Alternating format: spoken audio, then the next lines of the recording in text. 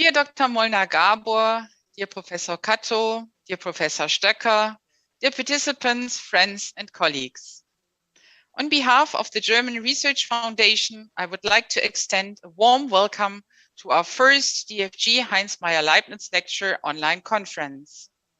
My name is Ingrid Krössmann, and I'm Director of the DFG Office Japan and Deputy Head of the International Affairs Division of the DFG. I'm also heading the Asia Pacific team, and I'm the German Director of the Sino-German Center for Research Promotion in Beijing. I would like to thank the German Center for Research and Innovation in Tokyo for hosting this online conference and all active participants for joining today. As you might know, Japan is one of the major international partners of the DFG. We are successfully working together with Japanese partner organizations like the Japan Society for the Promotion of Science, the Japan Science and Technology Agency, and the Japan Agency for Medical Research and Development, AMED. When the DFG established a representative office in Tokyo in 2009, I was responsible for cooperation with Japan and had the pleasure to coordinate the planning. Ever since, we are developing activities together with our partner organizations in Tokyo to strengthen the ties between Japanese and German research communities. I'm excited that we are continuing to do this with today's event. Now let me introduce today's moderator. Leading us through the event is Professor Ralf Stöcker. Professor Stöcker holds the chair of practical philosophy at Bielefeld University. He is an internationally renowned researcher with an impressive publication output. I just want to mention one recent monography in German with the title Theorie und Praxis der Menschenwürde. So in English, that's Theory and Practice of Human Dignity. Professor Stöcker has cooperated with researchers in Japan and has excellent insight into the German-Japanese discourses in the field of philosophy, specifically on human dignity. He is also engaged in various bodies of the scientific community, for example, as a member of the DFG Review Board for Philosophy. I'm convinced that there is no better person to moderate this event and to guide us in the discussions. Dear Professor Stöcker, would you please take over, and the screen is yours now. Thank you very much, Dr. Krössmann. Konnichiwa from Bielefeld to Japan and Guten Morgen to Germany. I'm honored and particularly grateful to the DFG and the DWIH for inviting me to chair this first DFG-Heinz Maier-Leibnitz-Prize online conference. As you have heard from Dr. Krössmann, I have been so lucky to have cooperated with colleagues from Japan on several occasions. Colleagues from Sophia University, from Hitotsubashi University, and from the University of Toyama. These exchanges brought me to Japan physically, what unfortunately Corona prevented for today's conference, and gave me the opportunity to admire the historical treasures of Kyoto, awesome Mount Fuji, and the vibrant hospitality of Tokyo. Yet, most importantly, I learned how fruitful an academic exchange can be between Japan and Germany. My research topic had been human dignity, Songen in Japanese, Menschenwürde in Germany. On the face of it, this is far more abstract, more philosophical than our topic today, although on closer inspection, there might be many interesting connections. Let's see. Patient involvement and data protection is such a fascinating issue because it combines two aspects of medicine and medical research that reach back to the very foundations of modern medical ethics in mid-20th century. Modern medical ethics, bioethics, developed from two quite distinct roots. First, it was a reaction to the rapid progress in medicine after World War II. Numerous new findings and technologies opened up increasing opportunities for therapeutic interventions, which, however, sometimes raised the question whether really everything that could be done should be done. Secondly, bioethics developed out of the human rights movement. The old Hippocratic ideas of benevolent doctors taking care for their needy patients gave way to concepts of informed consent, patient inclusion and participation that by now form the very foundation of bioethics. As I just said, in our topic today, both roots come together. The fast development of data-driven research in genomics raises expectations for personalized medicine, that is, for medical treatment that is precisely tuned to the individual patient and his or her genetic precondition. On the other hand, however, the same technological progress that allows for these scientific advances also threatens the privacy and integrity of the donors of the data. How should we deal with this danger? Ethically, legally, politically. Moreover, these new technologies also allow for new ways of involvement of different stakeholders into the research process. Occasionally, even the traditionally strict line between researchers and research subjects gets blurred. How should these processes be assessed, and what is to be expected from them in the future? Evidently, there is an abundance of interesting questions and challenges lurking behind our topic, which of course could not simply be treated by researchers from one discipline alone, but asks for close academic exchange between legal scholars, philosophers, biologists, physicians, social scientists, and other researchers. Fortunately, this is what we can expect from the following almost 3 hours.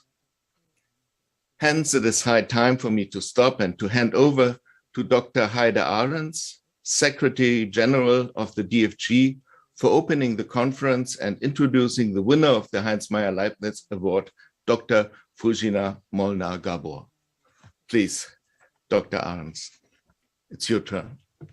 Thank you, Professor Stöcker. Good morning, everybody. Dear Dr. Molnár-Gábor, dear Professor Cato, dear Professor Stöcker, dear colleagues, it gives me great pleasure to welcome all of you on behalf of the German Research Foundation. First of all, I also wish to thank the German Center for Research and Innovation in Tokyo for organizing today's event. The DFG is awarding early career researchers with the Heinz Maier-Leibnitz-Prize together with the Federal Ministry of Education and Research since 1977. In recognition of their outstanding achievements, the prize is intended to assist prize winners in excelling at their scientific careers. The prestigious prize is awarded for pursuing curiosity-driven research. It is connected to further instruments that the DFG is offering to give the best possible support to outstanding early career researchers. Today, I have the pleasure of welcoming Dr. Fruzsina Molnár-Gábor, recipient of the Heinz Maier-Leibnitz-Prize in 2020. Mrs. Molnár-Gábor has had an extraordinary scientific career. She completed her law studies at the Eötvös Loránd University in Budapest, Hungary, with top marks in 2010, and was then enrolled at the Max Planck Institute for Comparative Public Law in Heidelberg as a doctoral candidate. She received her doctorate with the highest grade at the Law Faculty of the University of Heidelberg in 2015. In her award-winning dissertation on the international regulation of biotechnology by the example of new methods of genetic analysis, she already pursued a highly original research topic that linked legal and biomedical issues in a novel way. In her further research, she has also dealt intensively with new information technologies and corresponding questions of data protection from a perspective of comparative law. She combines her analysis of the constitutional foundations and judicial practice in scientific regions, including North America, Europe, and East Asia, with an exceptionally detailed knowledge of current developments in biomedicine and in computer science. I'm very glad that we are organizing today's event in your honor, Mrs. Molnar-Gabor, and I'm looking forward to your lecture. The combination of scientific excellence and international openness also characterizes the work of Professor Kazuto Kato, who is collaborating with Professor Molnar-Gabor in Japan. We will introduce you later on, Professor Kato, but I would like to warmly welcome you on my part as well. It is our great pleasure to have you with us today, and we are honored by your participation and by your lecture. Mrs. Molnar-Gabor and Mr. Kato's successful collaboration exemplifies the need for international collaboration in research. This might be especially relevant for today's topic, which is connected to a global shift in the field of medicine. As we will see, the study of these issues can benefit from an international exchange that helps to address the questions from multiple angles. I believe that this is an excellent opportunity to discuss cutting-edge research and to establish new paths for cross-border cooperation.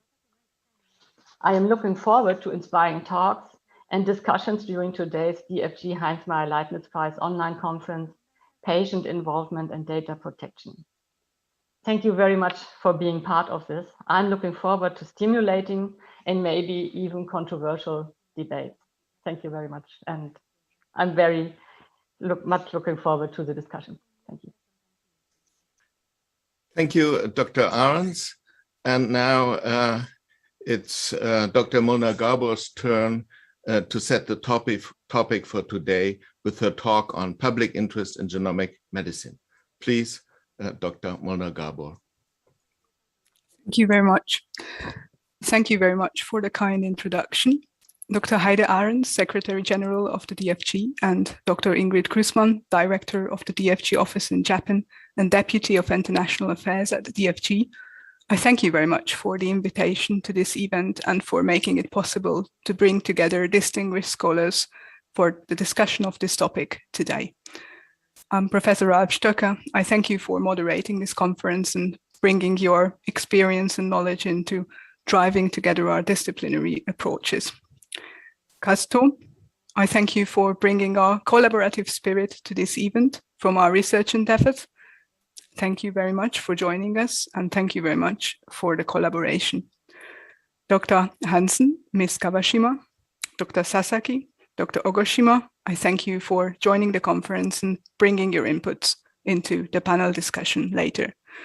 And the team, DW, IH, Tokyo, and DFG Japan team, I thank you for hosting and organizing this event, particularly to Ms. Bauer-Sachs, and thank you everyone for joining via YouTube.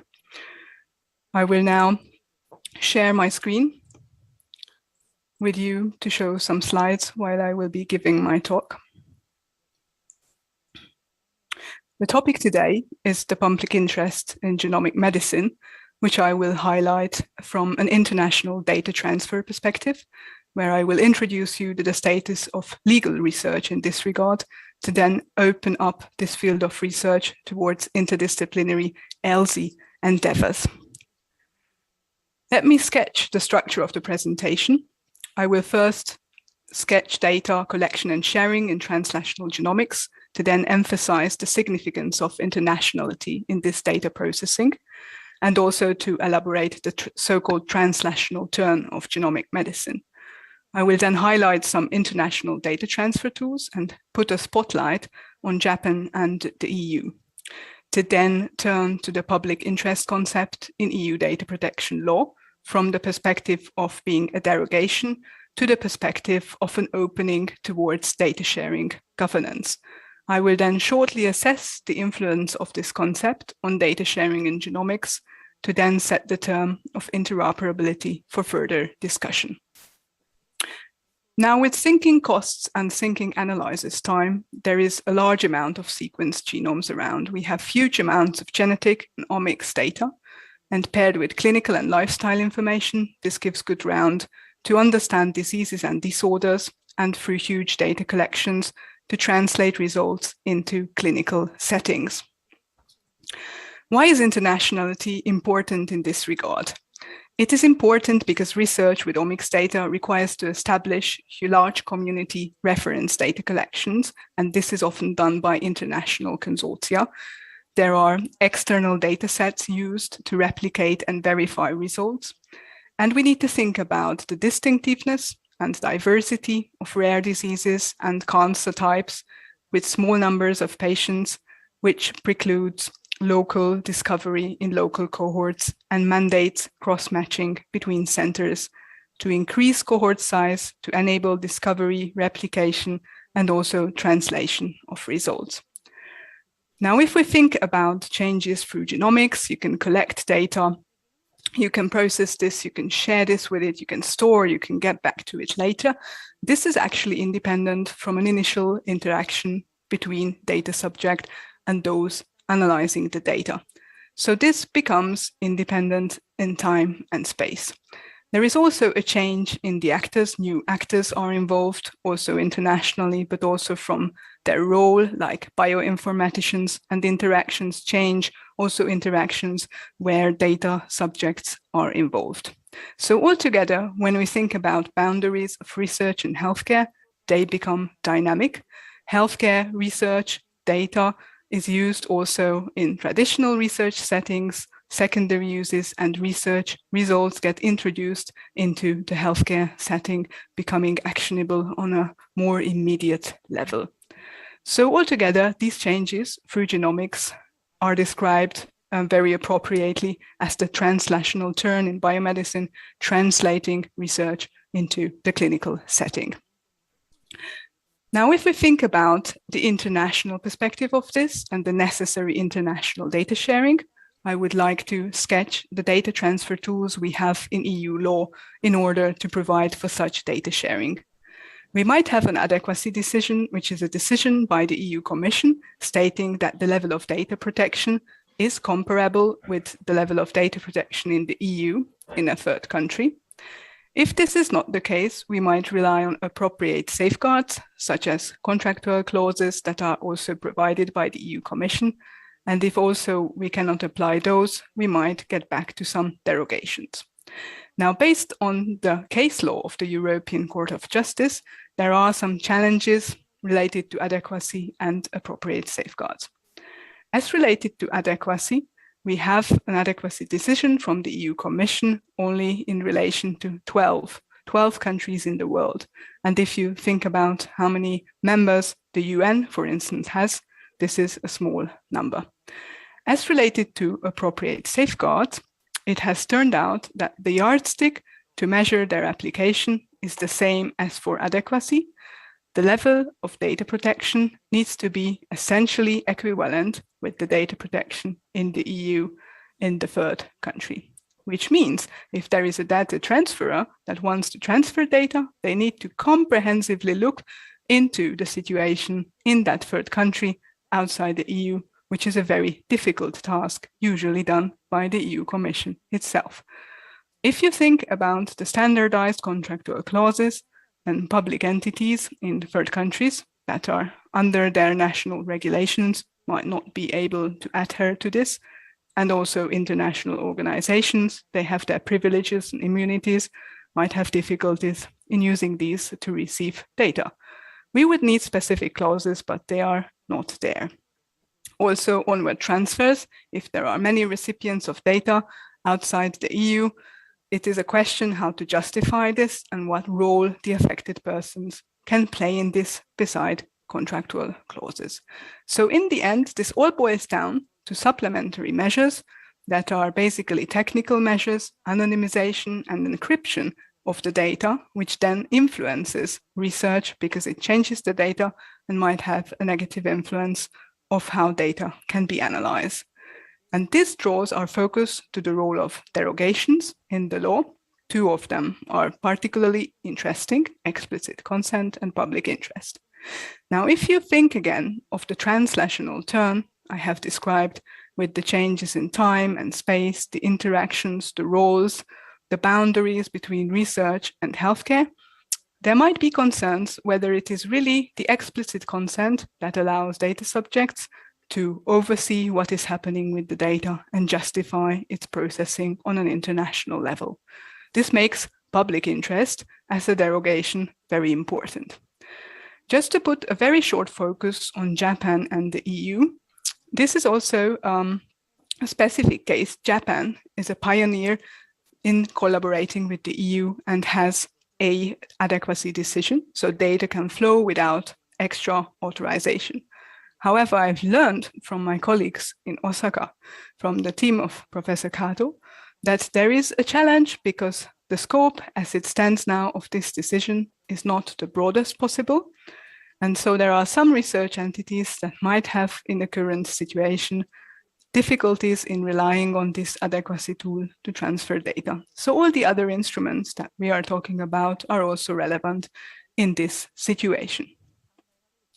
Now let's turn to the public interest concept in EU data protection law. And when we do this, I would like you to think about data protection rules as finding a balance between competing interests, which are often condensated in legal positions. We have the privacy, the data protection interest, and we have interest in free data flows. And these data protection rules are actually there to navigate trade-offs between these competing interests and condensations into legal positions. There has been much literature about thinking whether health-related research is in the public interest generally and under the General Data Protection Regulation in the EU. But the prevailing opinion of scholarship is that public interest also comprehenses health-related research. So it is a much more important question to look at the role of the public interest in data protection law. It can be a justification per se for processing. It can introduce an exception from the ban to process sensitive data in itself or related to a specific purpose. And it can also balance different kind of weighings. For instance, if you legitimize data processing based on scientific research, then many laws introducing these rules require that the interest in the scientific research prevails over interests in privacy. And member states have actively used these rules and implemented them, and there are case law examples from courts using this. However, it is important to think about the next level, public interest as a derogation for international data transfers. If we talk about derogations in law, they are exemptions. If you have the possibility to adhere to the main rule, you should do that, which of course limits the application of public interest as an international data transfer tool. But I have said that there are difficulties with the main rules, adequacy and appropriate safeguards, so this might be still relevant. And even if it's a derogation, when we apply it to principles, the necessity and proportionality need to be enforced. What does this mean? Necessity, you need to have an effective measure, and it must be the least intrusive for data subjects, and proportionality between competing rights and interests. So how do you realize this? If you think it will be the technical and organizational measures, it will be the how is research done, the answer to this question that will provide enforcing necessity and proportionality. Now, if we think a step further, there are further limitations around this derogation because it needs an explicit articulation in some kind of law on EU or member state level. However, the European Data Protection Board, which is the main interpreter of data protection law, has stated that it's not enough that there is public interest articulated in one law in an EU member state and public interest in a third country, but there needs to be a connection between the data processing said in the spirit of reciprocity for international cooperation. So what does this mean? Spirit of reciprocity for international cooperation. It means that we have here an opening door to respect international governance of genomics, on a general level, such as scientific administration, the global administration of science, but also on a constitutional human rights level, and also respecting specific levels of norms existent specifically for this area. So we have a normative diversification and specification in the background related to genomic data processing that gains relevance here. What does this mean? If we think about the international cooperation perspective, we can think about human rights treaties emphasizing scientific freedom and the right to benefit from achievements of science. We can think about the extensive soft law documents around genomics from the UNESCO, from the World Health Organization, and also from other international actors. And we might think about particular measures, as said, on cross-border genomic collaboration, where we have actually on the EU level as well, state actors. For instance, one initiative, the 1+ Million Genomes Initiative, where states have committed to share genomic data, more than 1 million data sets by 2022, and this should further be opened internationally. And if we think about this international cooperation as an organizational measure of how science is done, we might think about its role in a different way. It can provide contextualization of general data protection laws. It is the specific health research setting that is addressed here. Bringing in these rules will provide compliance on different levels, on binding and non-binding levels, medical ethics and research ethics, but also on the legal side. And it is to be understood as a communication between different regulatory regimes, the global governance of science and genomics, with the specific involvement also from state actors, is a good communication measure between different data spaces. I would like to come to summarize the findings, which I think are very important, and to open through this summary to the next presentation from Professor Kato. I think we need to emphasize all the work done in the genomic governance as a contribution to providing essential equivalence of dealing with genomic data between countries. Essential equivalence is a condition for adequacy, for acknowledging that data protection rules are the same in different countries, maybe not in a legal way, but in a functional way. In a functional, very important way. We need to think about this further. We need to think about fostering data space linkages in distinct regulatory areas through regulatory areas that have already been harmonized. Also, regarding this, we further need to think about private actors' role. Even though we usually will need commitment through state actors, it is interesting to see how different international consortia, also involving private actors who are not actually organized in a formal way, contribute to developing this kind of governance, and how then the binding regulatory measures refer to these. I am thinking about standard setting through the Global Alliance for Genomics and Health, the Human Cell Atlas, the EU-Canada Cancer Network. We need to acknowledge the role of data subjects. They might not be justifying the international transfer through explicit consent, but they might be still assessing what is happening with the data through transparency and controlling it. So they have a strong role. And we need to think about this exchange between regulatory systems from a perspective of normative interoperability. And this is where interdisciplinary ELSI analysis will come to the fore, and which I hope to set forth in the upcoming years as done until now.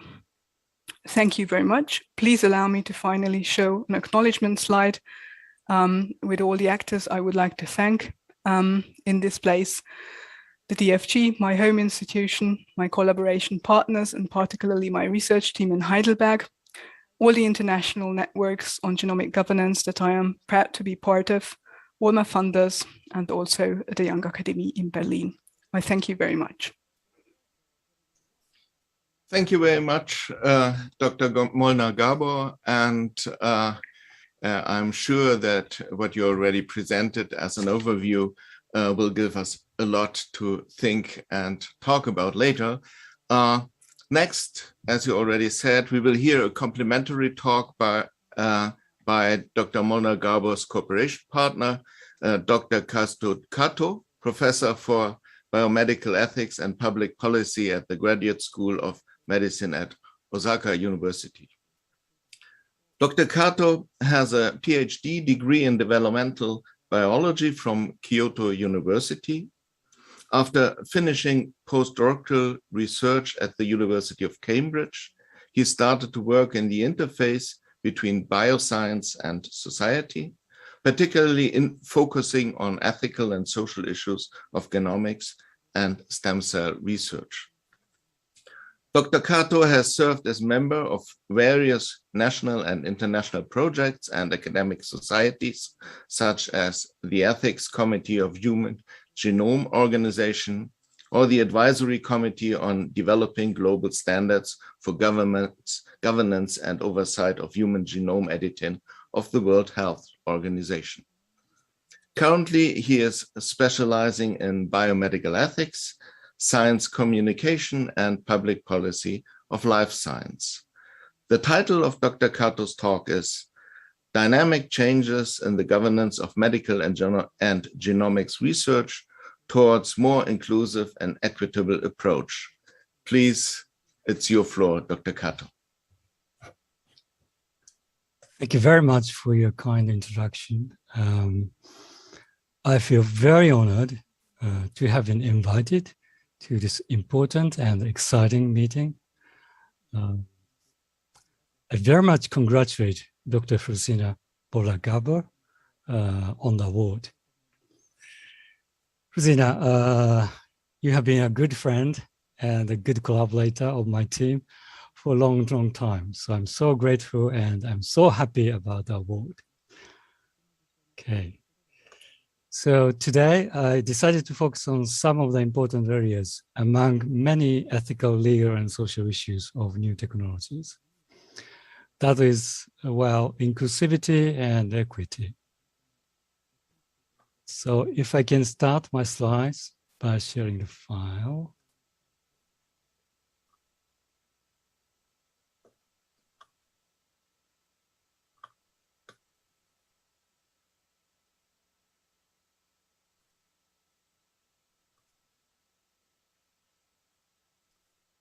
Yeah, so this is my title of the talk. And because the overall topic or theme of this today's symposium is very wide, so I decided to talk about 3 topics that are slightly different, but interrelated each other. So the first one is patient involvement in medical research. And then I will talk about equity issues in 2 areas. By the way, the virtual background today for me is a picture of Lake Geneva. I took it in the occasion of the first meeting of WHO committee 2 years ago. So first, patient involvement. It's no doubt that there is a new trend in medical research. The patients are experts in their own disease experience and thus have unique perceptions and perspectives to contribute to research. So patient involvement in the medical research is expected to enable more meaningful research that is relevant to patient needs. For example, Involve, which was established in the UK to support active involvement in the National Health Service, defines public involvement in research as being carried out with or by members of the public rather than to, about, or for them. It's very clear. And this kind of focus on patient involvement is particularly noticeable in the US and the UK and Europe, but not so much in Japan until recently. Well, I'd like to note that an example in the US can be found in the activities of Sharon Terry, who is the president of the Genetic Alliance, a large network of patient advocacy groups. She was just a mother of children with rare diseases, but began doing experiments herself and founded a foundation and biobanks.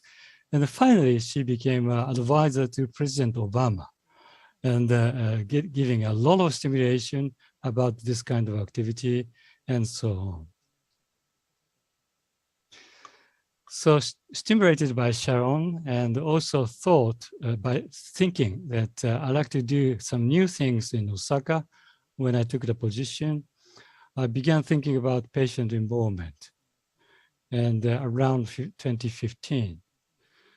So after a few years of preparation in 2017, my group launched an online interactive rare disease research project called RUDI Japan, the Rare and Undiagnosed Disease Study, which was based on a similar project being carried out in the UK by Oxford University researchers. RUDI Japan allows us to collect patient-reported data using various questionnaires, including those on QOL, as well as to work together. Yeah, this is important, to work together to design and create new ways of carrying out research through the internet. And target diseases are skeletal muscle diseases, rare diseases, and hereditary angioedema, HAE, and epidermolysis bullosa. It's a very serious skin disease. By now, we have about 80 patients registered, and they can input their data through this website. And this highlights the collaboration between researchers and patient researchers working together. Welcome to RUDI Japan. So I'd like to tell you a little bit more about details about the collaboration and involvement, and in this slide, and the steering committee where patients and researchers meet regularly online to discuss and make decisions about the project. So this is one of the Zoom snapshot, and sorry, my colleagues are hidden. Researcher, but I'm here from my home, and these are the patients. And you see, these are very nice speaking times and discussing times, because they can join from their kitchen table or dining table and so on. And we've done this more than 20 times by now. We also did a co-creation of a new questionnaires for recording symptoms and effects of treatments. And by the proposal of patients, we created a patient network forum where patients and physicians can connect and communicate about broad topics, including quality of life issues and so on. So we just published a research paper earlier this year. So I hope many people will read this paper in more detail, please. So the key messages from me today is what kind of lessons and conclusions we can draw. Obviously, I can't talk about everything with this limited time, but I'll show you 2 slides. First, we believe the initial outcomes demonstrate the feasibility and utility of active patient improvement, even in Japan. Well, Japanese people are quiet, but the patients are not in the meetings. The collaboration between patients and researchers was enabled by digital technologies, and we found the use of ICT is extremely helpful.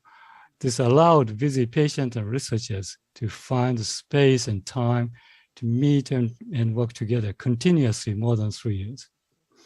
And researchers were able to experience firsthand how patients think about research and what is important when articulating ideas about aims and benefits to the patient community.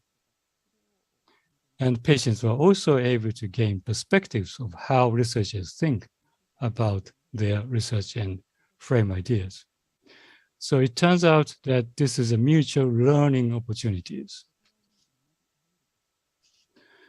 We could also categorize benefits for patients into 3. And the first one is fundamental benefits. Benefits as research outcomes that potentially provide better treatments or healthcare for patients. But this is a kind of an immediate term and could be long term. And the second one is tangible benefits, benefits that meet and fulfill individual patient immediate needs, such as self-tracking symptoms, medication records, and patient gathering events.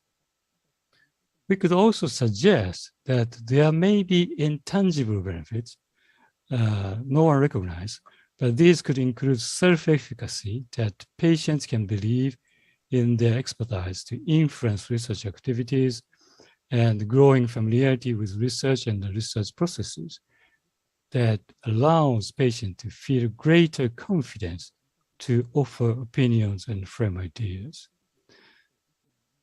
Well, obviously, we have to do more, and the theoretical approaches are needed, and need to establish methodology for evaluation and define benefits more clearly.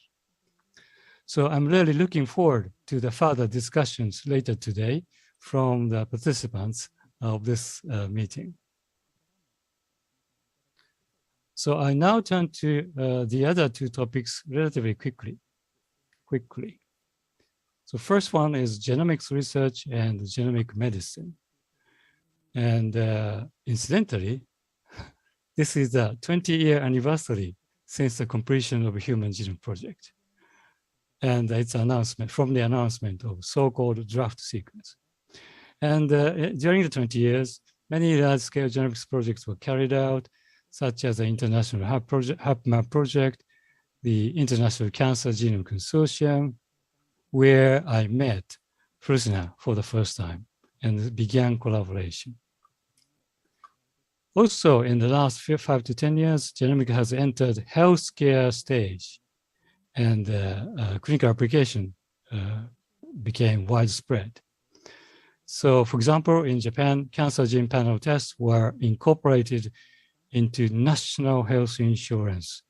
Well, this is a kind of a universal healthcare system, which has a relatively long history, one of the early ones in the world. So I'm myself is amazed that genomics-based tests are now incorporated into the national health insurance. So everyone in Japan can get benefit. So one question is whether we can bring this kind of benefit or system to everyone in the world. So this is called cancer genome medicine. So clearly, a lot of benefit to patients and society have been brought by genomics research with 20, 30 years history. However, quite recently, there is a rapidly growing recognition that this is not enough. And this is from the perspective article by Francis Collins, Jennifer Taudona, Eric Lander, and Charles Rottini, very eminent researchers of the United States, published in New England Journal of Medicine. They, of course, after they say, well, lots of benefits have been brought about, but they also say much work remains to be done to enhance the study of human genetic variation. And despite the promise of insights into biology and health disparities offered by studying people of diverse background, both the investigators and the participants involved in genomic research have largely been of European ancestry. So only a small group of people are doing this kind of activities. So this lack of diversity hinders our understanding of biology, exacerbates already unacceptable health disparities, and raise the question of whether polygenic risk scores, other therapies derived from genetic research will benefit all populations equally. I note that this polygenic risk score, called PRS, is a new method of assessing disease risk for common diseases. So we really have to make sure that all of the benefit, as well as research activities, are equally distributed in the all of the people in the world. So this is recognized by many projects, and these well-known one, International Common Disease Alliance and Human Cell Atlas, has equity working groups and doing this kind of activities. There are, of course, other ethical and social issues that need to be tackled. For example, trade-off between protection of data and wide sharing data and method of informed consent are among the important issues that are related to Fresina's talk. But so obviously there are many issues, but equity issue is one of them to tackle. So finally, I'd like to talk about, again, briefly about Human Genome Editing Committee activity from the WHO. So after the famous Hong Kong summit where a genome-edited baby was announced by a researcher from China, the committee was established, a committee was established by WHO in December 2018 to examine scientific, ethical, social, legal challenges and to focus on somatic and germline editing and advise WHO Director General, Dr. Tedros, make recommendations on appropriate institutional, national, regional, and global governance mechanisms for human genome editing. I'd like to note that the membership was very diverse, quite impressive. Well, I was one of them from Japan, and we had many members from Africa and also Asia, and one from Panama, and so on. And also disciplines were very diverse. And these two reports, governance framework and recommendations, were released just 2 months ago. And this governance framework for governance describes tools, institutions, and process for strengthening governance. And 9 recommendations is to the WHO and its Director General. I don't go into details again, but I'd like to explain a little bit about these recommendations. And obviously, leadership is important.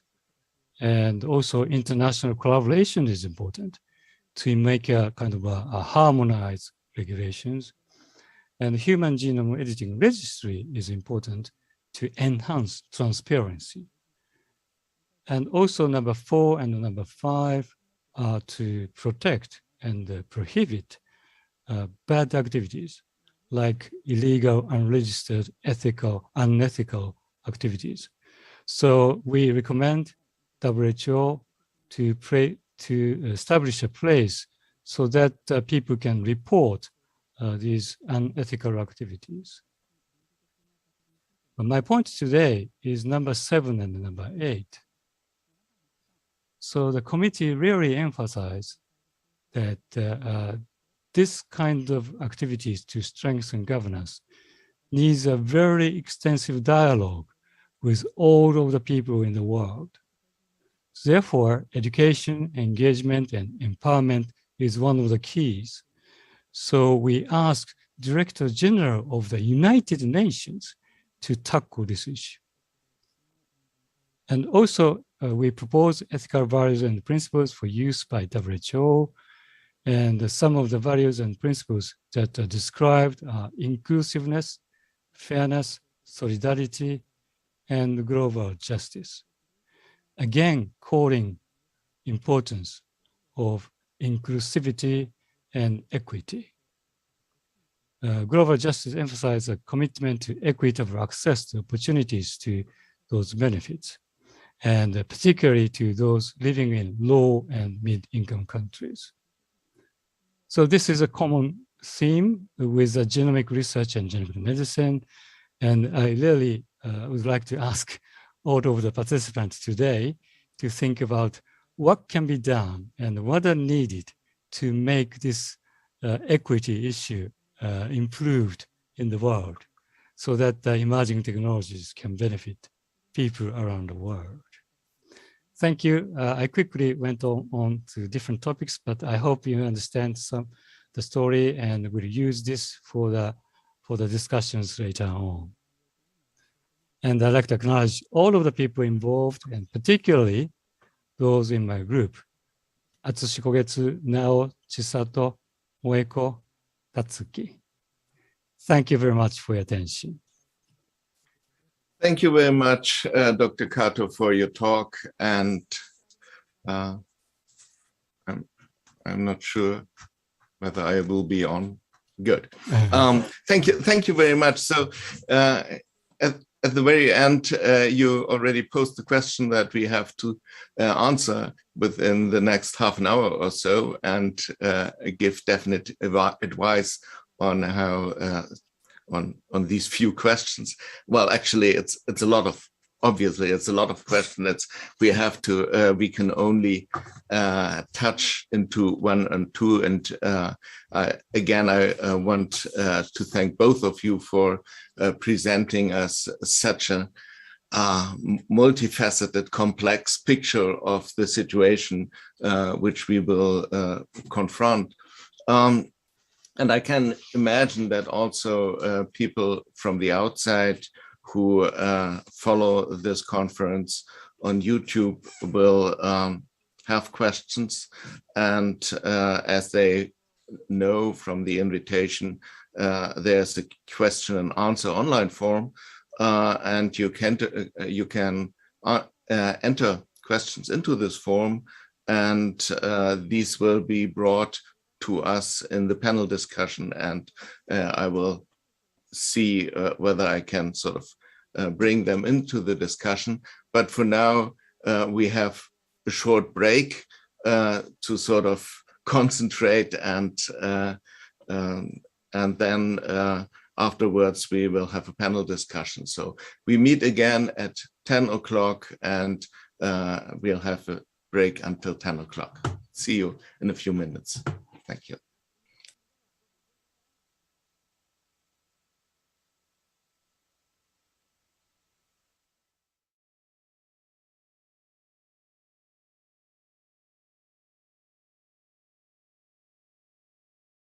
Medicine, genomic technology, and patient involvement. That should give us an opportunity to have a closer look at the many issues raised in the talks of Dr. Molnar-Gabor and Dr. Kato, as well as on related ethical, legal, and social issues. The panel discussion starts with short presentations by each of the panelists. Our first panelist, who is particularly addressing ethical issues, is Dr. Solveig Lena Hansen, lecturer in ethics at the Faculty for Human and Health Science at Bremen University. But before taking this position at Bremen University, Dr. Hansen conducted research within a DFG-funded project of Hamburg University and the Department of Medical Ethics and History of Medicine at the University Medical Center Göttingen. The project had a particularly nice title: I prefer not to. Organ donation between unease and criticism, a sociological and ethical analysis.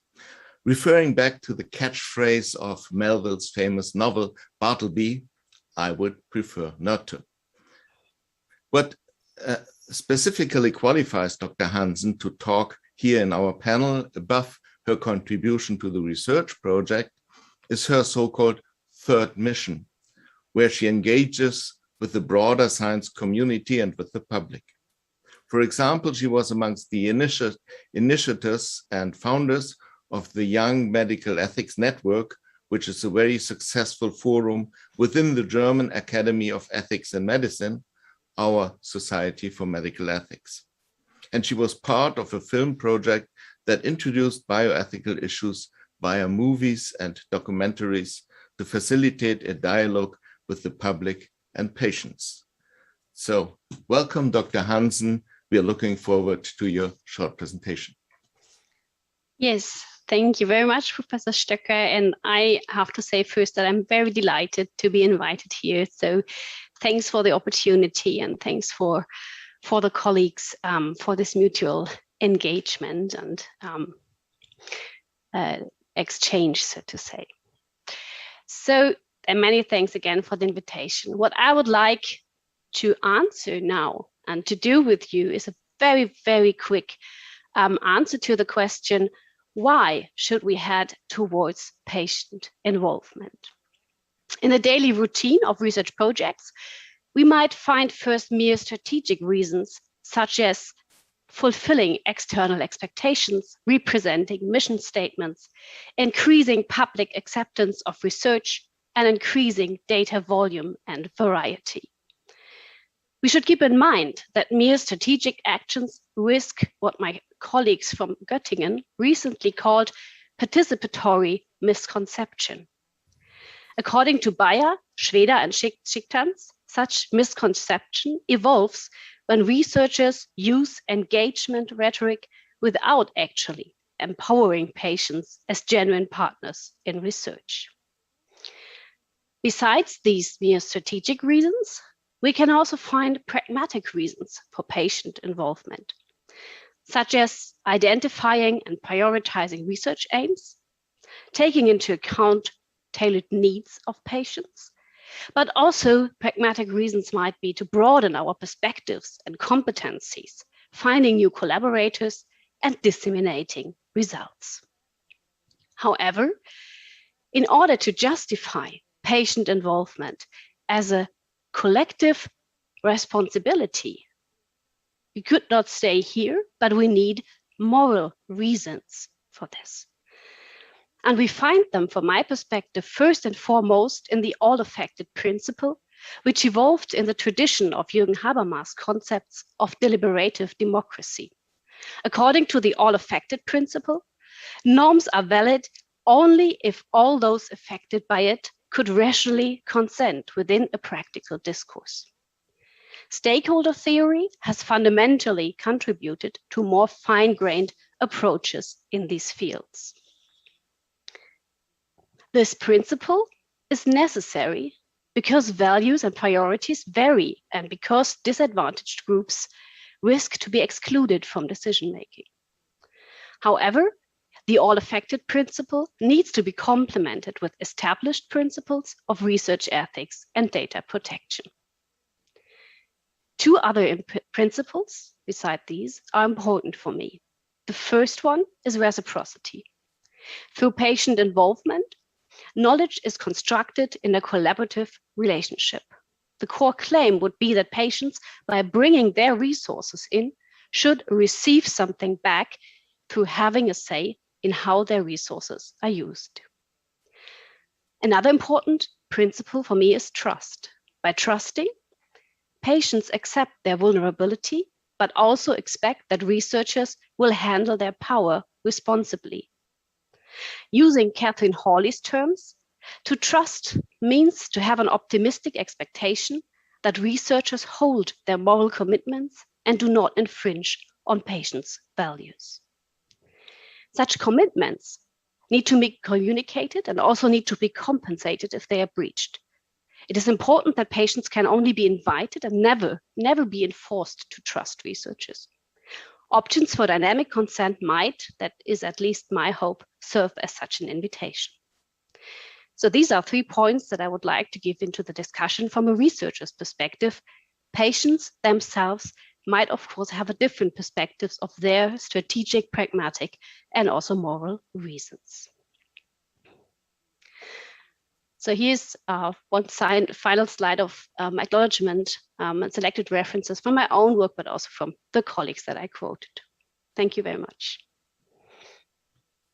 Yes, thank you very much to you, Dr. Hansen. I think that this very clear picture of the different aspects that speak in favor of patient involvement in the medical research will give us a good opportunity to follow up on it. And at first glance, one simply thinks, well, great, that's how it has to be done. And but we will certainly have an opportunity to talk more about it.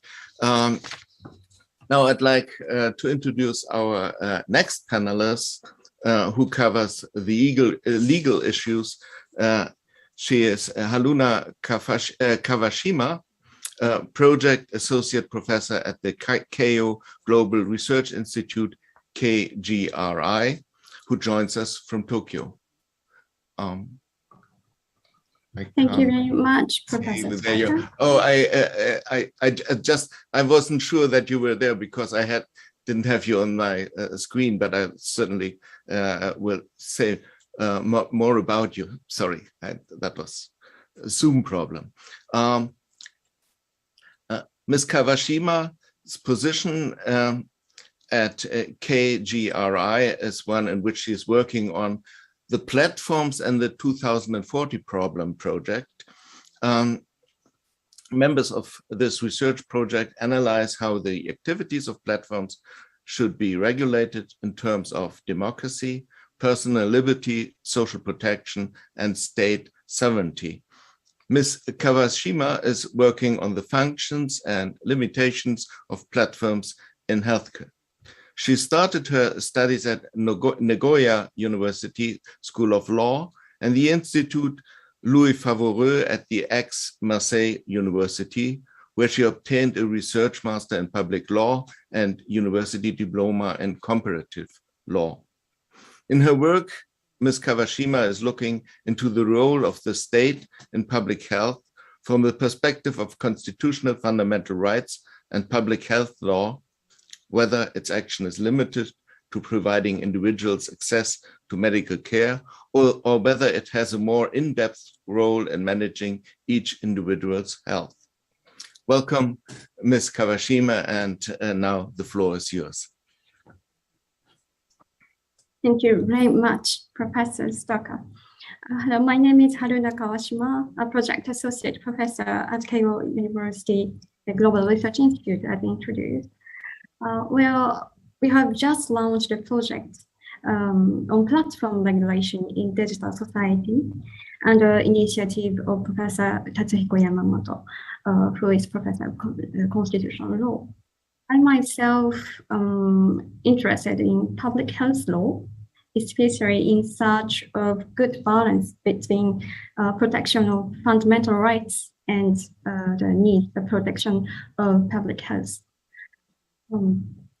So genomic data issue is not really my main research team.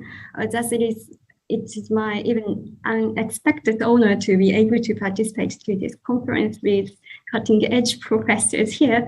And I would like to thank you organizers for the invitation, and as well as Dr. Molnar Gabo and Professor Kato for the fruitful presentation. Thank you very much.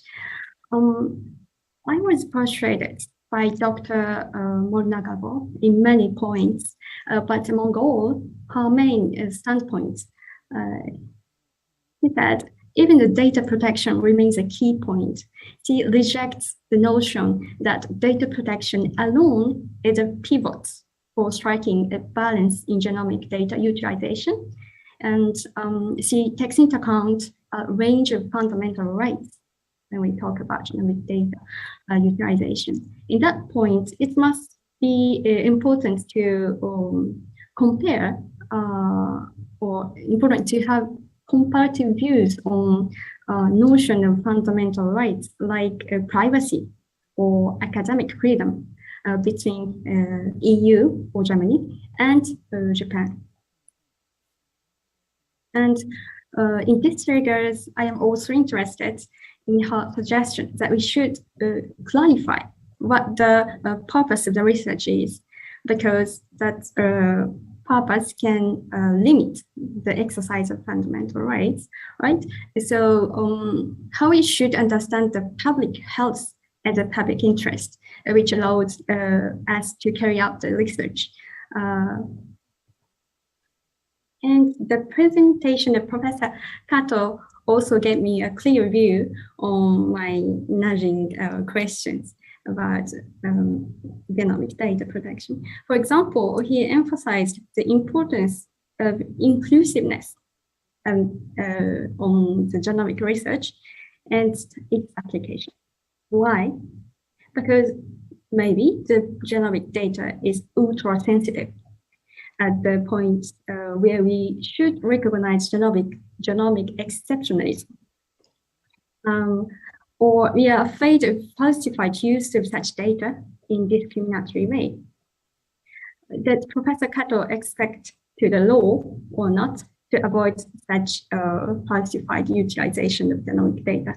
Or on what base he emphasized the inclusiveness in the process of the utilization of genomic data. There's no end of my questions, but I would like to stop here. Thank you very much. Yeah, thank you very much, Ms. Kawashima.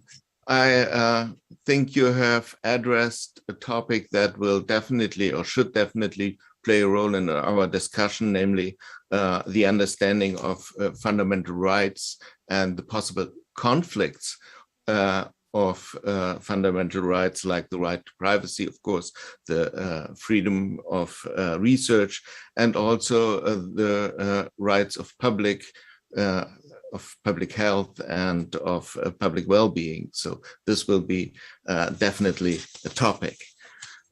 Now to our next panelist for the social issues. She is Dr. Kaori Sasaki, who works at the Center for Medical Education at Sapporo Medical University in the north of Japan in Hokkaido. So Dr. Sasaki is trained in sociology with an interest in the topic of cultural politics, including cultural imaginations and representations of science, technologies, and medicine, and of gender, cultural, and national identities. She has a range of research experiences abroad, including a position as research associate at Imperial College London. Recently, Dr. Sasaki has published the book, Humans and Devices in Medical Contexts, Case Studies from Japan, together with her German colleague, Dr. Susanna Brucksch, who was at the time principal researcher at the German Institute for Japanese Studies, the Deutsches Institut für Japan-Studien in Tokyo. Welcome, Dr. Sasaki. We are looking forward to your presentation. Thank you very much. And first and foremost, I would like to express my sincere gratitude to inviting me to participate in this conference. And I'm really interested in this area to some extent because it's really parallel to what I'm going to do. I mean, what I am doing the research, because I am exploring elected patient records and how it could be shared and how it could be utilized and how it, like that kind of matter. And then I have investigated in the Japanese cases as well as Finnish and Britain. And then definitely GDPR is a kind of the essential factor, an essential element to explore. But today, just after listening to two of your talks, I would like to make a comment as well as raise a questions about these topics. And there are three. Now, I would like to mention three, because first is the public interest. And second is equity or participant matter. And the third one is a matter of consent, like the consent.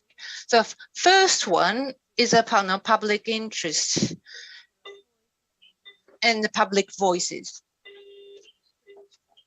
Because in sorry,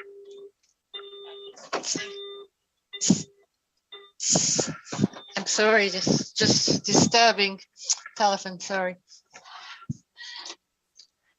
Because in my research area, public understanding of medicine is important for sharing, sharing their personal health data, and also public engagement also important. But in my research, I always would raise a question about whose voice could be representative and who can be the public and who could be involved in, like that kind of thing. So public interest is not really general term, but who could be the public voice? Representation matter is such an important issue. And as a sociologist, I'm always keen on exploring this matter.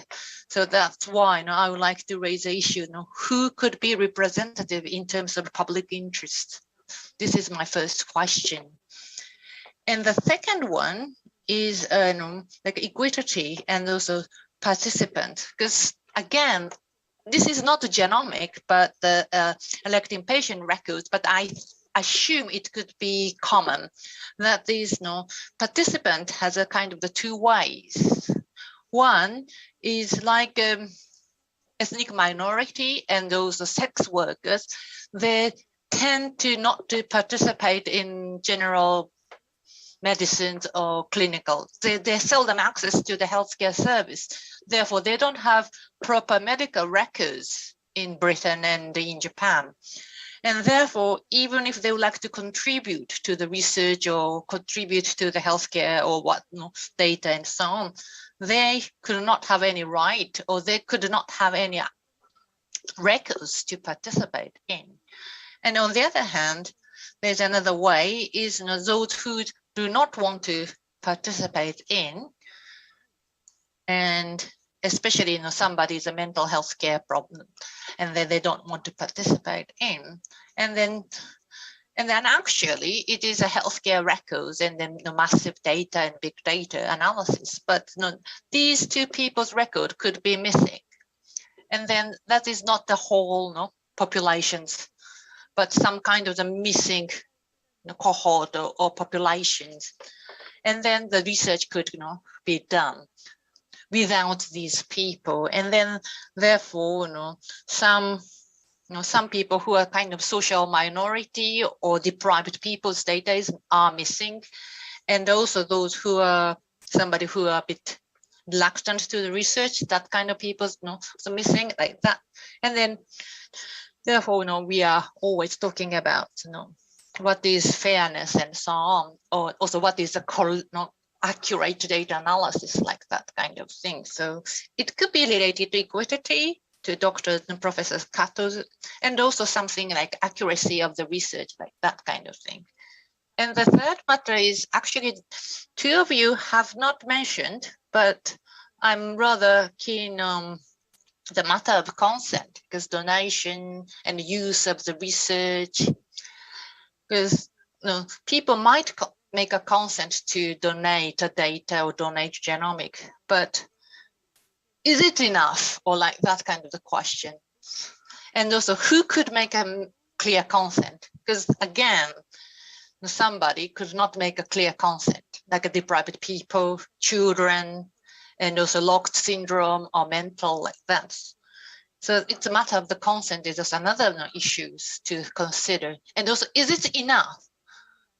Because if a patient, a participant make a consent, a researcher can do anything, or to what extent, like that kind of question, we always do explore in my area, but I assume it would be equal to genomic area. Therefore, I would like to raise these three questions. One is public interest, and second is like who can be participate, like participants matter, and the third is consent. So thank you very much.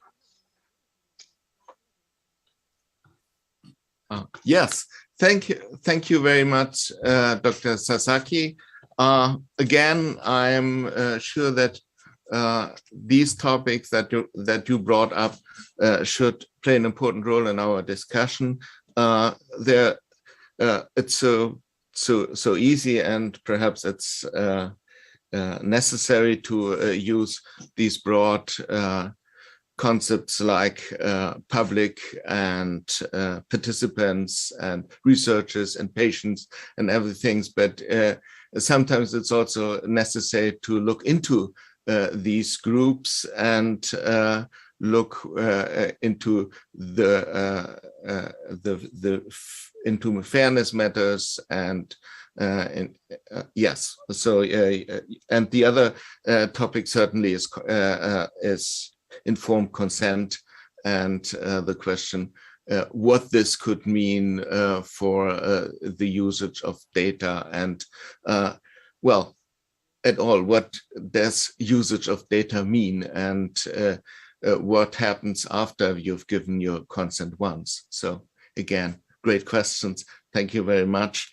And now I want to move to our last panelist, Dr. Soichi Ogishima, working at the Tohoku Medical Megabank Organization at Tohoku University, who will give us insight into data issues from a technical and medical perspective.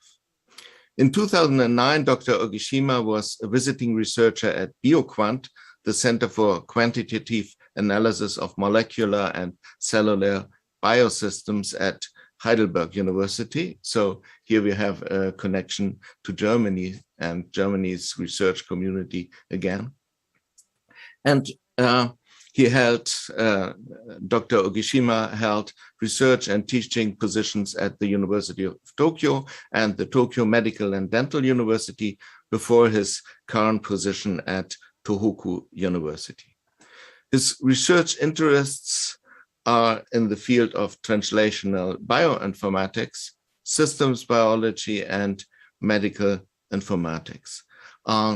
Dr. Ogishima, very welcome. I heard that you will giving your talk in you will give your talk in Japanese.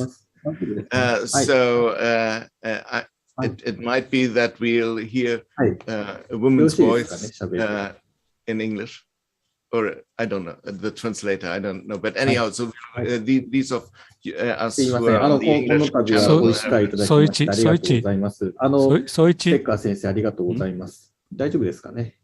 Soichi, you may have to go to the Japanese channel. Yeah. You have to switch. There's a translator button down. Do you hear me okay? Yes, Dr. Ogishima has selected the Japanese channel already. Do you hear me okay? Yes, wonderful. Yes? Thank you. Okay, okay, Dr. Stecker, thank you very much. So, yes, I wanted to speak in Japanese because I was wondering what I will be talking about. So the international data share importance has been discussed, and the balance of the protection and also derogation and also public interest and also reciprocity in the international cooperation were discussed by Mona Gabor, and that's really impressive. And also the importance of diversity has been mentioned through the reference of Dr. Francis Collins. So as for international data share, I am very much interested in that. But today, rather than focusing on technical aspects of data, and I'd like to put that aside for now today, I am at Tohoku, and I am at Tohoku Medical Megabank Organization, and 150,000 people are donating their data, and 140,000 people are donating their genomic data into this biobank. So what we are very much concerned about when collecting such data is, as Dr. Mona Gabor has said, the public interest is very important. Of course, we need to have trust, we need to have consent, whereby we collect data from the residents in the region, and then that the data is used by private sector as well as by the academia and the research institution. We provide such data to research projects of these entities, but then we are not giving data to just about anybody. We always check whether the such research projects are a good one or not. So we think about the balance, and biobank may be considered a place of data storage, but actually the most important role is to create trust between researchers and the donors of the data, and then draw a path, correct path for the usage of the data for researchers. And in that sense, IRB is a very important entity to play a role. And that is for the domestic usage. But when it comes to overseas usage, it goes beyond the imagination of the donors, because they do not have an imagination that their data, they have provided the data, and that's used overseas, going beyond the national border. That is why the perspective of public interest is very important. And it probably the balance, not just of consent, but also the balance with the public interest is very important. So that's why I learned a lot from Dr. Mona Gabor. And then citizens' participation, we have not gone that far, but to what extent we can make those citizens continue to engage through maintaining the trust, and to what extent and how we can give a kind of return to the citizens through the results of the research. We have not been able to do that yet. Probably for their next generation, for their children's generation, we can give some benefit, but then still, it's not easy. Thank you very much. That's all from me. Yes, thank you very much, Dr. Ogishima. Again, we have this issue of what happens with the data, and do the data soon leave, so to say, the orbit of imagination for the consenting patients. Now that we've heard these presentations, I want to open the floor for our panel discussion. But before I do this, I would like to give Dr. Molnar-Gabor and then Dr. Kato a few minutes each to answer to these comments, or to elaborate a little bit on it, and then we should talk together. Dr. Molnar-Gabor, please, it's your turn. Thank you very much. Thank you for these excellent comments and questions. I will try to shortly pick up a few and make an immediate reaction to provide further stage for further discussions. There was a mentioning of the sharing model and shared decision-making model by Dr. Hansen, reference to that when it comes to patient and proband participant. I think that it is very important to do further thinking how these models developed in medical ethics and research ethics can be reflected and integrated into legal solutions and roles, which really questions the role of patients and participants, also from a data protection perspective, and also more generally, which we need to better reflect. They can justify the research by giving consent when it comes to that. And as mentioned in my talk, due to transparency obligations on the side of researchers, they can always assess what happens. And of course, they can control by using their rights in asking for dilation or using the right not to know. And the question is how to balance these different roles. What is most important, the justification, the oversight, the information, or to exercise control? How do these relate to each other? And what kind of legal solutions in the regulation of patients' role might provide a balance between these different kind of roles? There was a mentioning of fundamental rights, that it's not just data privacy that is relevant, but of course other competing rights and interests.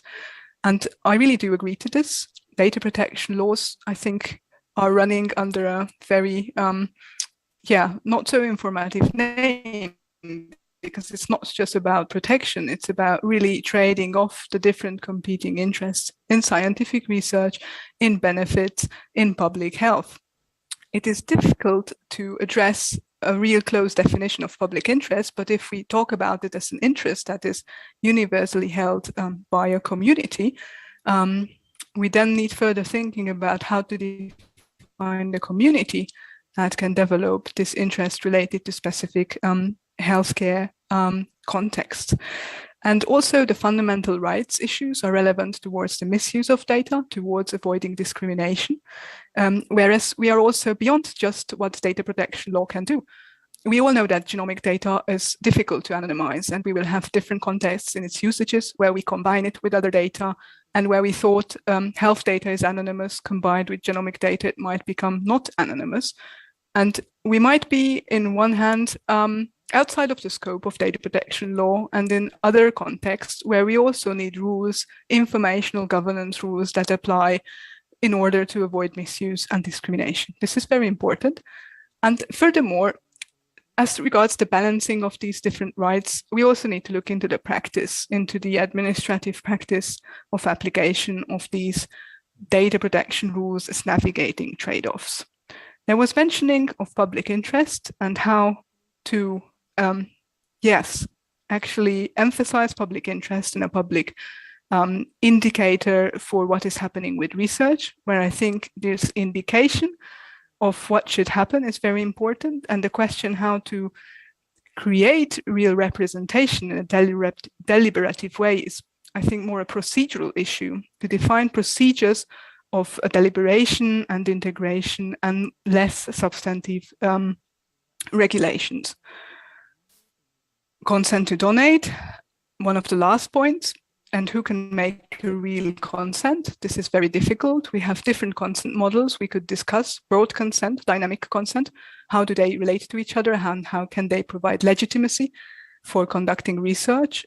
What kind of consent forms are appropriate for integrating preferences of vulnerable groups, and whether all the different individual subjective rights that data subjects have can compensate if consent has not been given for some reason.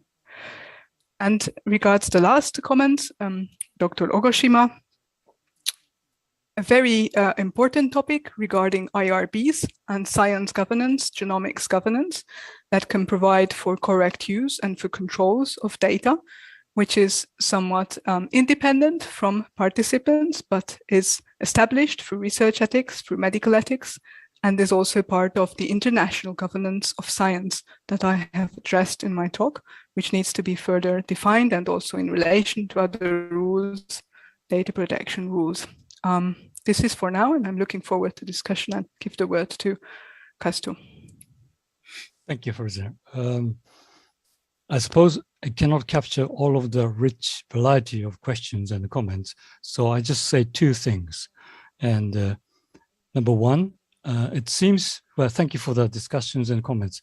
I was impressed, and trust, the word trust seems to be one of the core issues presented here today.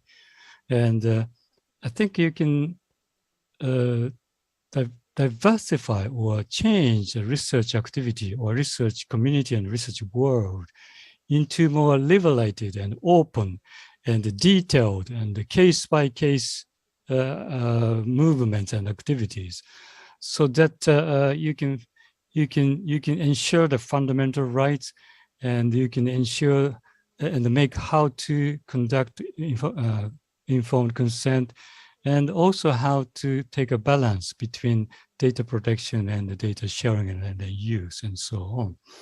And so my impression from having worked 6 years, 5-6 years with patients, you can make trust stronger as you keep working. And so the issue is whether other researchers and other professionals, rather than me, could go into the world and talk to patients and make connections and build trust and so on.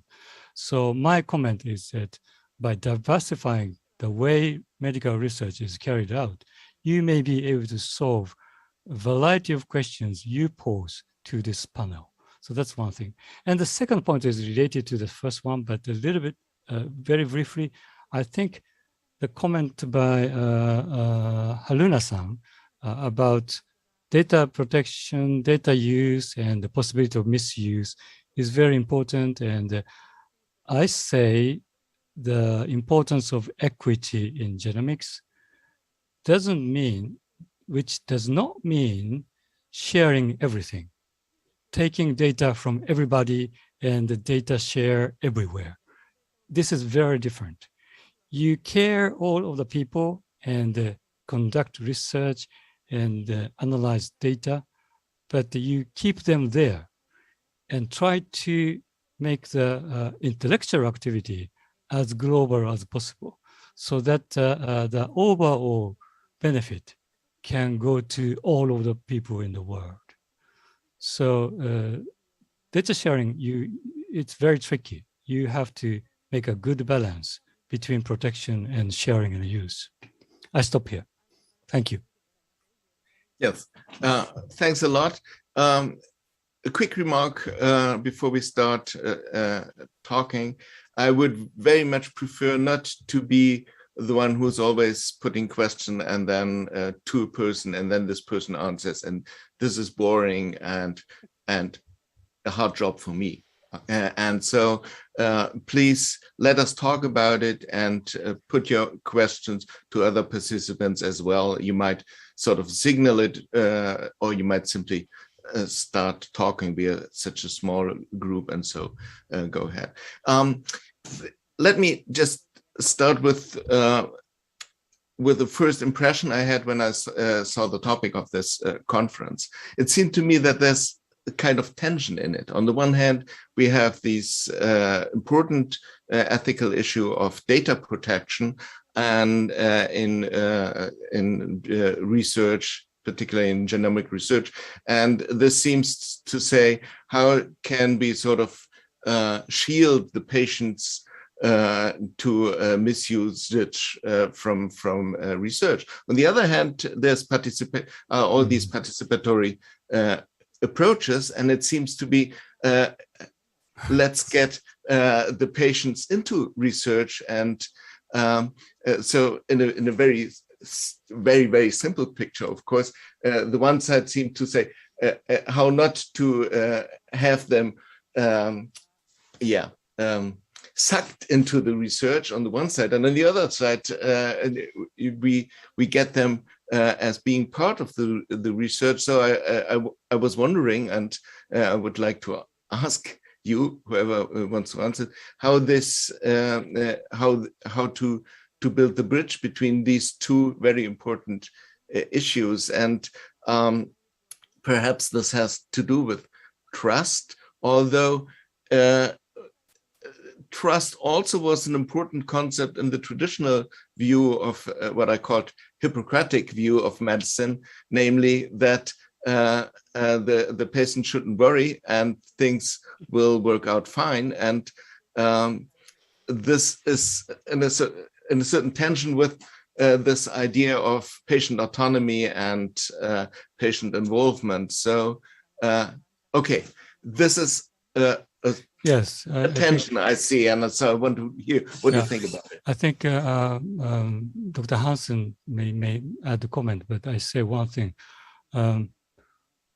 As I told in the talk, the more theoretical normative analysis for patient involvement is necessary, and we have to analyze and know more about where patient could be placed. They are not researchers, but they are not subjects, and they are partners at the moment for us. But the partner is a vague word, and we have to define them. And then we will be able to say what is a trust and what is reciprocity, and so on. Thank you. Thank you.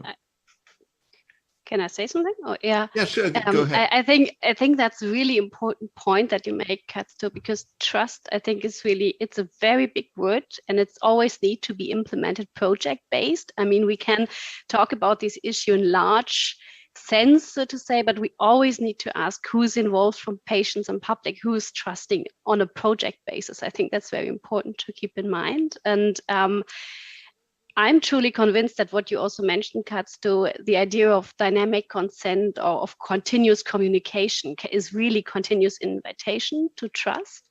But there's one thing that I find also important to think about, whether trust and participation in research or data research are always necessarily linked. Because I have recently worked on this issue with a colleague, and we compared biobank research in Germany and organ donation, because we found from our project in organ donation that this is not always the case. So people can be mistrusting due to social-cultural context, historical context in cultures. So there might be levels of distrust, but still they have priorities to participate in research. And also this works the other way around. So people can, so to say, trust the research system very well, but still have values or priorities not to participate for certain reasons. I think this is important to keep in mind also for projects, but also on the bigger agenda. Yeah. May I also? Go ahead. From Dr. Stöcker and Katsto and Dr. Hansen.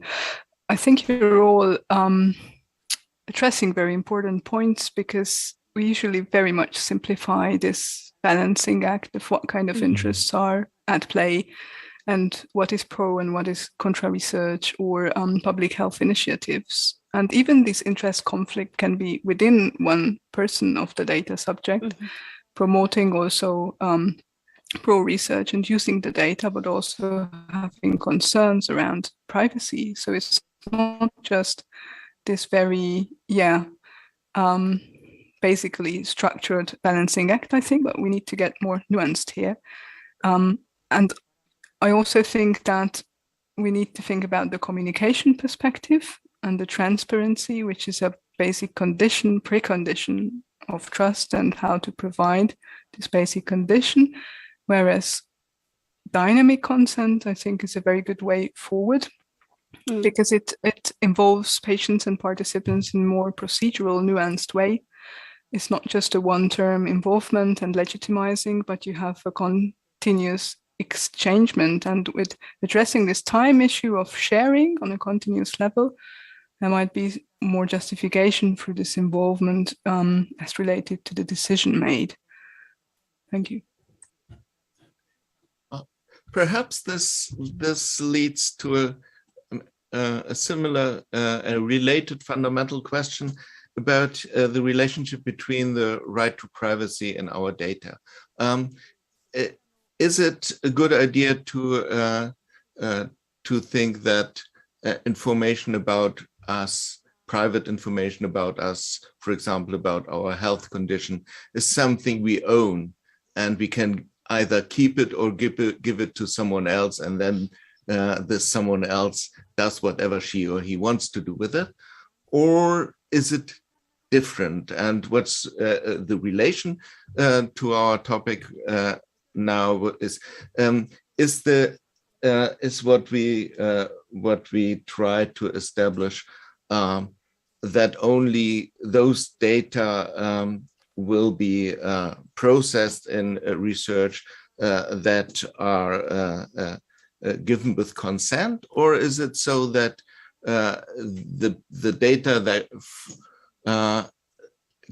stay somewhat in control of the patient, so that the patient still have something to, for example, that they can say, now it's enough and stop using my data, or please use it for development of medical treatment, but not for warfare, just make big issues in it. So is it something, it's like selling a car or donating a car, or is it different? And how is it with the relationship between privacy and our data? What would you say? Dr. Sasaki is raising her hand. Yeah, Dr. Sasaki, right.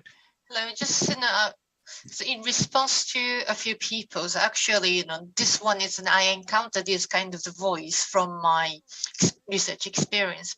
It's in terms of public health, patient records. And then one thing is the gap between medical researchers and doctors and patients, because patients thought the medical data, it's their own, while medical doctor thought it is my writing and my records, therefore it is my information. So therefore the kind of the possession or kind of the copyright, actually it's two big division between the patient himself or herself and medical doctors himself or herself. Therefore it would be interesting to consider who can be the possess the data, that kind of thing. And the second thing is, because it's a kind of the trust, because Dr. Kato and also Dr. Hansen told that the kind of the trust is one, again, this is an interesting phenomenon that is in the UK actually, because many patients, I would say, they said, I trust my GP because he or she knows my condition from my birth, and so therefore I can donate my medical data if he or she considers that research relevant. So he can or she donate. But many of them said, but I don't want to trust. I wouldn't trust my specialist, or I wouldn't trust my doctors in that hospital, and like that. Therefore, it's kind of the how the trust develop is somehow varied, and also even if making a trust between doctors and patient, but it does not mean that their health data cannot be donated to the other party or the third party. That is very kind of the complicated issue after my listening to this patient voice. Therefore, I think trust is also trust must be related to the private one and also system one, because some, especially in the UK, said they don't trust NHS, National Health Trust system per se, while they trust their own doctors or researchers. That voice also quite, I could hear a lot of patients and public say like that. Therefore, I think it's in a kind of the Dr. Hansen says, it's somehow echoed to the organ donation research and so on, I think, because people might trust certain person, but they don't trust the system. So that's kind of thing, and we may worthwhile explore. So that's kind of the comment, but thank you. Yeah, thank you. I want, well, very short because we have short in time, but I want to take up another issue that Dr. Sasaki has mentioned, and that's the role of vulnerable groups, minorities, people who on which reason at all wouldn't like to contribute to research or wouldn't like to be participants in research. And I would ask again, so how this fits into a research that is more participatory driven, and perhaps this is also a point where I can bring in question from the outside, from the YouTubers people, and there was the question how diverse our research is in our home institutions, and this question was particularly put to Dr. Kato, but perhaps it's a question we all can all answer. Briefly, yes, please. I don't think we can solve all of these challenging issues by designing good research practice, and that's one dimension. But actually, I really enjoy the comments by Dr. Sasaki, and I think we do need humanity and social science researchers like sociologists and so on to go there and try to understand what they are thinking and what they feel, what kind of fear they feel and so on, separated from actual research activities and biobanking activities. And combined academic knowledge will make us more clue to solve these, to tackle these issues. Thank you. Yes, also binding both the comment from Dr. Sasaki and from Dr. Stöcker, the question is, how do we really operationalize trust? How do you put trust into practice so it works? And I think we're moving with the discussion a very important direction when thinking about this private and system relevant trust, but also the subjective, the personal element, and the objective element of trust towards the outside, and how you can combine this in different healthcare and medical research systems. And towards vulnerable groups, of course, these kind of thinkings of how to put trust into practice might be relevant, because then you have aspects of trust that are not so dependent from actions of those that are affected, but can be addressed on a more systematic, broad, and maybe objective, I'm not quite sure if that's the right word, level also, which is also important from the perspective of translational medicine and stratification. Stratification is very important. It's personal medicine, but it's precisely stratified and not always just personal in the sense of individual affectedness. If you think about family relations, if you think about groups of patients disease-relatedly that are affected, or if or if you just think about knowledge on human health that is gained in a sense of, yeah, stratifying a huge group affected. Thank you. Yeah, well, actually, I'm full of questions now, and unfortunately, time, I have to look into time, and so I have to, the program says wrap up everything, and I can't do this, evidently, because these are so many questions there. We have looked into a few very important issues here on the right of privacy and on trust and on diversity, and we haven't looked, what's a pity, into another important issue, namely questions of perhaps cultural or historical diversity that I would really love to hear more about. And I'm sure that, for example, Ms. Kawashima could have also said a lot about it. But at least there's the opportunity for all of us to continue the discussion in the three groups. But here I only I can thank you for your contribution to this panel discussion, and I want to give now the word to Frau Krüßmann, and she is next here, and see you after the three groups again in this plenary session. Yeah, dear speakers and panelists, dear Professor Stöcker, thank you very much for engaging in this lively discussion, which was really wonderful to listen to. To everyone in the audience, thank you for joining. I would also not want to miss the chance to thank our whole Japan team in Japan and in Germany for the exciting preparation of this event. We have reached the end of the first part of our conference. I hope you enjoyed the talks and discussions. It has been our pleasure to contribute to the strengthening of the exchange between the communities in Japan and Germany. You can revisit the event later on the DFG-Heinz Tokyo YouTube channel. For information on DFG's international activities, please go to our website, DFG.de, or the website of our Japan office, which provides information in Japanese. We are happy to assist with questions regarding funding opportunities for cooperation.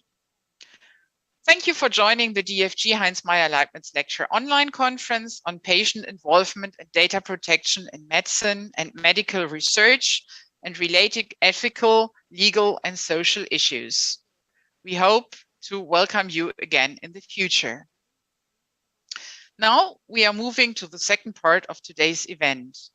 For everyone who has registered for one of the discussion groups, we will have a break of 5 minutes. During the break, please proceed to your respective room via the links for the group which you have received via the confirmation mail by DFG Tokyo. Thank you once again. It was wonderful to listen to your discussions.